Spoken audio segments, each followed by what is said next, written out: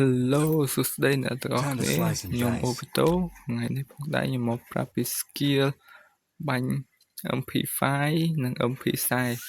បាញ់ចិត្តហ្នឹងគឺថាបាញ់ឈឺហើយឡើងឈាមស្ហោទៀតគ្នាអាចមើលបានថាមើលមួយមកថាមាន skill បាញ់ញើបបាញ់ឡើងឈាមទាំងអស់ហ្នឹង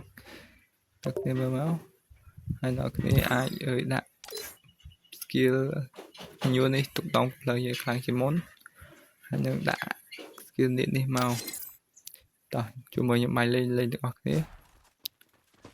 អាចមើលបានតែគេមើលផ្ទាល់តែម្ដងខ្ញុំខកបំណងទៅអញអត់ចង់ងាប់ទេបាទបាញ់ឈឺខ្លាំងទៅដាក់បាំងងាប់តែម្ដងហើយឡើងជាលះទៀតថាជួយគេបាញ់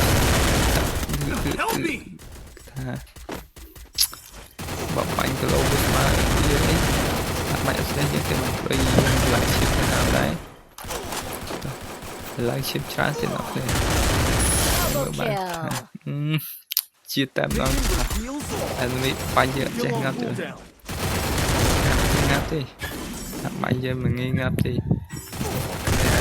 អូស្គាល់មួយនេះតែលេងបានដល់គេថាបាញ់ហៅខ្លាំងទេថាយកទៅអូសរ៉េវា4ស្មើហ្នឹងគឺថាឡើងសឺតែម្ដងដល់គ្នាអាចមើលបានគឺថាបាញ់សាហាវខ្លាំងទេបើទឹកគ្នាបាញ់សាហាវទៀតលេងអីហ្នឹងតែម្ដង